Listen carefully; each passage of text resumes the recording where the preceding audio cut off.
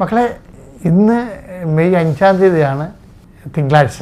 ഏറ്റു പ്രാർത്ഥിക്കുക. അമ്മേ പരിശുദ്ധമ്മേ, അമ്മേ പരിശുദ്ധമ്മേ, ദൈവമാതാവേ, ദൈവമാതാവേ, കൃപാസനത്തിലൂടെ ഞങ്ങൾക്കും ഞങ്ങളുടെ ദേശത്തിനും അമ്മ മധ്യസ്ഥം തേടി തന്ന എല്ലാ അനുഗ്രഹങ്ങൾക്കും കൃപകൾക്കും ഞങ്ങളിപ്പോൾ ഹൃദയം നിറഞ്ഞ നന്ദി പറയുന്നു. അമ്മേ പരിശുദ്ധമ്മേ, ദൈവമാതാവേ, 2004 ഡിസംബർ 7-ാം തീയതി ഉച്ചകഴിഞ്ഞ് 2:30 സംഭവിച്ച അമ്മയുടെ പ്രത്യക്ഷപ്പെടലിനെ കുറിച്ച് തിരുസഭയ്ക്ക് സമർപ്പിച്ചിരിക്കുന്ന പഠനരേഖകളുടെ സഭാത്മകമായ പഠനം ആരംഭിക്കുവാൻ ഞങ്ങൾ പ്രാർത്ഥിക്കുന്നു.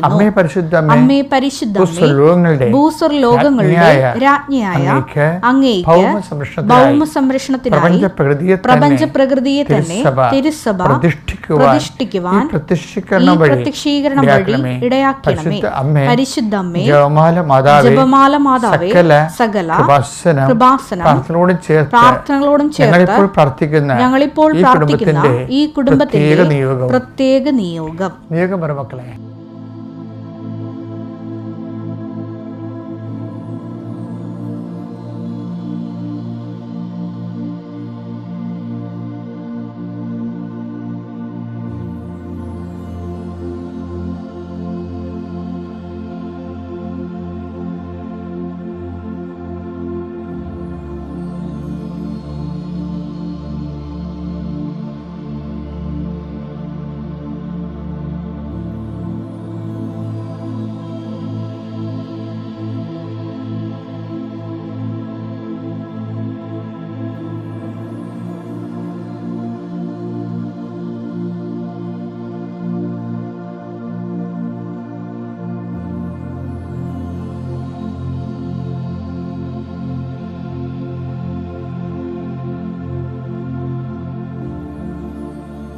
അമ്മയുടെ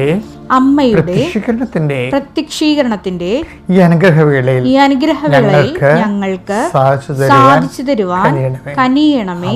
ആമേൻ. വിശ്വാസ പ്രമാണം. സർവശക്തനായ പിതാവും ആകാശത്തിന്റെയും ഭൂമിയുടെയും സൃഷ്ടാവുമായ ദൈവത്തിൽ ഞാൻ വിശ്വസിക്കുന്നു. അവിടുത്തെ ഏകപുത്രനും ഞങ്ങളുടെ കർത്താവുമായ ഈശോമിശിഹായിലും ഞാൻ വിശ്വസിക്കുന്നു. ഈ പുത്രൻ പരിശുദ്ധാത്മാവിനാൽ ഗർഭസ്ഥനായി കന്യകാമറിയത്തിൽ നിന്ന് പിറന്ന് പൊന്തിയോസ് പീലാത്തോസിന്റെ കാലത്ത് പീഡകൾ സഹിച്ച് കുരിശിൽ തറയ്ക്കപ്പെട്ട് മരിച്ച് അടക്കപ്പെട്ട് പാതാളങ്ങളിൽ ഇറങ്ങി മരിച്ചവരുടെ ഇടയിൽ നിന്ന് 3-ാം നാൾ ഉയർത്ത് സ്വർഗത്തിലേക്ക് എഴുന്നള്ളി സർവശക്തിയുള്ള പിതാവായ ദൈവത്തിന്റെ വലതുഭാഗത്തിരിക്കുന്നു. അവിടെ നിന്ന് ജീവിക്കുന്നവരെയും മരിച്ചവരെയും വിധിക്കുവാൻ വരുമെന്നും ഞാൻ വിശ്വസിക്കുന്നു. പരിശുദ്ധാത്മാവിലും ഞാൻ വിശ്വസിക്കുന്നു. വിശുദ്ധ കത്തോലിക്കാ സഭയിലും പുണ്യവാന്മാരുടെ ഐക്യത്തിലും പാപങ്ങളുടെ മോചനത്തിലും ശരീരത്തിന്റെ ഉയർപ്പിലും നിത്യമായ ജീവിതത്തിലും ഞാൻ വിശ്വസിക്കുന്നു. ആമേൻ. സ്വർഗ്ഗസ്ഥനായ ഞങ്ങളുടെ പിതാവേ, അങ്ങയുടെ നാമം പൂജിതമാകണമേ. അങ്ങയുടെ രാജ്യം വരണമേ.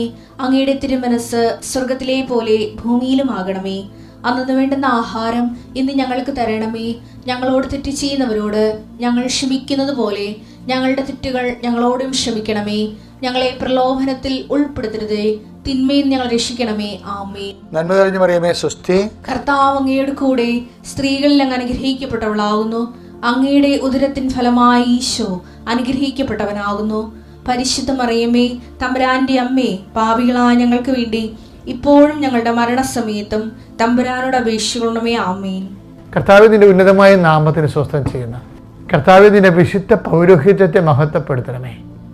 കർത്താവെ, സഭയിലുള്ള സാന്നിധ്യം പ്രകടമാക്കണമേ. 39 വർഷം ഞാൻ അർപ്പിച്ച കൃപാനയുടെ യോഗ്യതയാൽ കൃപാസ്ഥാനത്താറെ ജീവനോടെ പ്രത്യക്ഷപ്പെട്ട പരിശുദ്ധ അമ്മയുടെ മാധ്യസ്ഥത്തിൽ ഞാൻ മക്കളെ ആശീർവദിക്കുന്നു. പൊടിക്കുഞ്ഞുങ്ങളെ ആശീർവദിക്കുന്നു. പ്രിയപ്പെട്ടവരെ, ഹൃദയവേദന അനുഭവിക്കുന്നവരെയും ഹൃദയവാൽവ് ചുരുങ്ങിയവരെയും ഹൃദയ അസുഖം മൂലം ശ്വാസം മുട്ടുന്നവരെയും കർത്താവ് നിൻ്റെ വിശുദ്ധമായ രഥത്തെ കഴുകണമെന്ന് പ്രാർത്ഥിക്കുന്നു. കരളി എല്ലാവരും ചെയ്യുന്നവരെ കർത്താവ് ആശീർവദിക്കട്ടെ. കിഡ്നി ചുരുങ്ങിപ്പോകുന്നവരെ കർത്താവ് ആശീർവദിക്കട്ടെ. കർത്താവ് തലവേദന വിട്ടുമാറാത്ത തലവേദന മെനിഞ്ചൈറ്റിസ് അസുഖമുള്ളവരെ കർത്താവ് സ്പർശിക്കട്ടെ.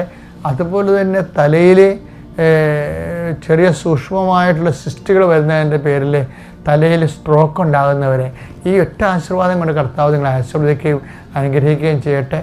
നടുവേദന, മുട്ടുമാറാത്ത നടുവേദനക്കാരെയും അതുപോലെ അലർജികളുണ്ടാകുന്നവരെയും എപ്പോഴും തുമ്മുകയും ചീറ്റുകയും ചെയ്യുന്നവരെയും അലർജി രോഗികളെ കർത്താവ് ആശീർവദിക്കട്ടെ.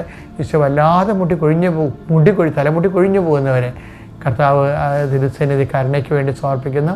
എൻ്റെ കർത്താവിൻ്റെ ഉന്നതമായ നാമത്തിൽ സഭയുടെ അധികാരത്തിൽ കുരിശടയാളത്തിൽ കർത്താവ് വർഷമാകുന്ന മുമ്പ് എങ്ങനെയെങ്കിലും കല്യാണം നടന്നേ മതിയാകത്തുള്ളൂ. വർഷമായ കല്യാണം നടക്കാൻ പറ്റത്തില്ല എന്ന് വിചാരിച്ചുകൊണ്ട് ഇതിനു വേണ്ടി ജീവിത പങ്കാളികൾ തിരക്കി നടക്കുന്നവരുണ്ട്. അതുപോലെ തന്നെ അതിനുള്ള പണം സ്വരൂപിക്കാൻ വേണ്ടി നോക്കുന്നവരുണ്ട്. പറമ്പ് വിറ്റുമാറാൻ മാറ്റാൻ ഉദ്ദേശിക്കുന്നവരുണ്ട്. ഇങ്ങനെ ആ വിഷയത്തിൻ്റെ മേൽ ജീവിത പങ്കാളികളില്ലാത്തതിൻ്റെ പേരിൽ ഒത്തിരി പേര് സ്വകാര്യവും സാമൂഹ്യമായ വ്യഥകളും പ്രയാസം അനുഭവിച്ച് നിരാശപ്പെടുന്നവർ എൻ്റെ കർത്താവിൻ്റെ ഉന്നതമായ നാമത്തിൽ സഭയുടെ അധികാരത്തിൽ കുരിശടയാളത്തിൽ വഴിവാക്കിയ തടസ്സങ്ങൾ യേശുക്രിസ്തു നീങ്ങിപ്പോട്ടെന്ന് കൽപ്പിക്കുന്നു. എൻ്റെ കർത്താവിൻ്റെ ഉന്നതമായ നാമത്തിൽ മക്കളില്ലാത്തവരെ സംബന്ധിച്ച് പ്രാർത്ഥിക്കുന്നു. ഉള്ള മക്കൾ പലതരത്തിലുള്ള ബാലാരിഷ്ടതകളും രോഗങ്ങളും മൂലം ആ കുഞ്ഞുങ്ങൾ ഉള്ളതും ഇല്ലാത്തതും കണക്കാണ്. ഉള്ളതിനേക്കാൾ നല്ല ഇല്ലാത്തതായിരുന്നു എന്ന് ചിന്തിച്ചുകൊണ്ട് കുഞ്ഞുങ്ങളെ ഒന്നിൻ്റെ കണ്ണീരോടെ നടക്കുന്ന മാതാപിതാക്കന്മാർ ഒത്തിരിയുണ്ട്. അവരുടെ കുഞ്ഞുങ്ങളെ കർത്താവ് ആശീർവദിക്കട്ടെ. കർത്താവിന് തിരുമുറുപാടുന്ന വലതുകരം ആ കുഞ്ഞുങ്ങളുടെ മേൽ വെക്കുകയും ആ കുഞ്ഞുങ്ങളുടെ തെറ്റുകൾ ജനിതകമായ തകരാറുകൾ യേശുക്രിസ്തു നാമത്തിൽ നീങ്ങിപ്പോകട്ടെ എന്ന് കൽപ്പിക്കുന്നു. കർത്താവിൻ്റെ ഉന്നതമായ നാമത്തെ കർത്താവെ ചിട്ടികൾ, ബാങ്ക് അക്കൗണ്ടുകൾ, അതുപോലെ സാമ്പത്തിക കുടുക്ക വാങ്ങലുകൾ, അതിങ്ങനെയുള്ള ഓരോ കാര്യങ്ങളിൽ ചെന്നിട്ട് അവസാനം വലിയ വഴക്കും കോലാഹലങ്ങളൊക്കെ ആയിട്ട് കഴിഞ്ഞ് പൈസയും നഷ്ടപ്പെട്ട് വീട്ടുകാരും കുറ്റപ്പെടുത്തി നാട്ടുകാരും കുറ്റപ്പെടുത്തി ഇങ്ങനെ തലതിരിഞ്ഞതുപോലെ ഇങ്ങനെ ഇറങ്ങി നടക്കണം ആരോട് ഇങ്ങനെ ഓരോരോ സങ്കടങ്ങൾ സഹിക്കാൻ പാലാത്ത, ആര് രക്ഷിക്കുമോ ആര് സഹായിക്കുമോ എന്നറിയാൻ പാലാത്ത വേദന കൊണ്ട് നടക്കുന്നവർ ഈ നിമിഷം കർത്താവ് നാമത്തെ ആശിപ്പിക്കപ്പെടുകയും മാതാവിൻ്റെ മധ്യസ്ഥ നിങ്ങളെ ഏൽപ്പിക്കുകയും നിങ്ങൾക്ക് സാക്ഷ്യം പറയാൻ സഹായിക്കുകയും ചെയ്യട്ടെ. കർത്താവ് യാത്ര ചെയ്യുന്നവർ, യാത്രയ്ക്ക് ഒരുങ്ങുന്നവർ, യാത്രയ്ക്ക് തിരിച്ച് നാട്ടിലേക്ക് യാത്ര ചെയ്യുന്നവർ എല്ലാവരെയും അവരുടെ ആവശ്യങ്ങൾ, അവരുടെ ഉദ്ദേശങ്ങൾ, അവരുടെ ജീവിത ലക്ഷ്യങ്ങൾ, യാത്രാ ലക്ഷ്യങ്ങൾ യേശുക്രിസ്തു നാമത്തിൽ ആശീർവദിക്കപ്പെടട്ടെ. എൻ്റെ കർത്താവിന് ഉന്നതമായ നാമത്തിൽ പുതിയ അഡ്മിഷന് വേണ്ടിയും പുതിയ റിസൾട്ടുകൾ പ്രതീക്ഷിക്കുന്നവർ, ഫലങ്ങൾ പ്രതീക്ഷിക്കുന്നവരും അതുപോലെ തന്നെ പുതിയ അഡ്മിഷന് വേണ്ടി ശ്രമിക്കുന്നവരും അതിൻ്റെ മേഖലകൾ അനുഭവിക്കുന്ന സാങ്കേതികവും പണപരമായ തടസ്സങ്ങൾ, അതിൻ്റെ യോഗ്യതാപരമായ തടസ്സങ്ങൾ യേശുക്രിസ്തു നാമം നീങ്ങിപ്പോകട്ടെ. കർത്താവ് നിങ്ങളോട് not by merit but by ഗ്രേസിൽ, നിങ്ങളുടെ കഴിവ് കൊണ്ടല്ല കർത്താവിൻ്റെ കൃപ കൊണ്ടെന്ന രീതിയിൽ നിങ്ങളുടെ മേൽ ദൈവകരുണ തോന്നണമേ. പിതാവിൻ്റെയും പുത്രൻ്റെയും പരിശുദ്ധാത്മാവിൻ്റെ നാമത്തിൽ ആമേൻ. നമ്മൾ ഇന്നലെ കണ്ടത് എന്താണെന്നറിയാമോ? അതായത് പ്രവൃത്തികൾ കൂടാതെ ഉള്ള വിശ്വാസം നിർജീവമാണെന്നാണ് കണ്ടത്. അതിനെതിരായിട്ടുള്ള അപ്പോസ്തലിക പാരമ്പര്യമാണ് നമ്മൾ യാക്കോബ് 2:16 2:17 കാണുന്നത്.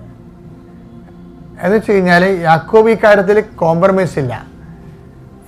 ഈശോയുടെ സമ്പൂർണമായ പഠനങ്ങൾ, യഹൂദ പഠനം മാത്രമാണ് ആദ്യം ഈ പൗലോസിനുണ്ടായിരുന്നത്.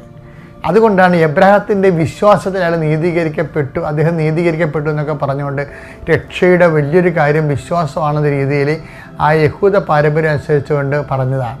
പക്ഷേ ക്രിസ്ത്യ പാരമ്പര്യം ക്രിസ്തുവിൽ നിന്ന് ലഭിച്ചത് പൗലോസിനല്ല കിട്ടിയത്, അത് യാക്കോബിനാണ് കിട്ടിയത്. യാക്കോബ് കൂടെ ഉണ്ടായിരുന്നു. അതുകൊണ്ട് യാക്കോബ് പറഞ്ഞു, നല്ല സമരിയാക്കാരൻ്റെ കഥ പറഞ്ഞ കർത്താവ് ഇവൻ്റെ കാര്യത്തിൽ സത്ത വേണമെന്ന് പറഞ്ഞപ്പോൾ വിശ്വാസം കൊണ്ട് മാത്രം ശരിയാകത്തില്ല, സജീവ വിശ്വാസത്തിന് പ്രവൃത്തികൾ വേണമെന്ന് പറഞ്ഞു. റോമ 4:3 അബ്രഹാം ദൈവത്തിൽ വിശ്വസിച്ചു, അത് അവന് നീതിയായി പരിഗണിക്കപ്പെട്ടു. അവന് നീതിയായി പരിഗണിക്കപ്പെട്ടു. അപ്പം ഈ ഒരു നിലപാടാണ്. കാര്യം നമുക്ക് കൈമുടക്കൊന്നും ഇല്ല, കൈ നനയാതെ രക്ഷ അടിച്ചു മാറ്റാം, ഒന്ന് വിശ്വസിച്ച് കൊടുത്താൽ മതി എന്നുള്ള ഒരു കേവലമായിട്ടുള്ള അതിന് യാക്കോബിൻ്റെ സമയത്ത് വരുമ്പോൾ യാക്കോബ് പറയും അത് വിശ്വാസമല്ല, ഈ വിശ്വാസം പോലും രക്ഷ കിട്ടത്തില്ലെന്നുമല്ല.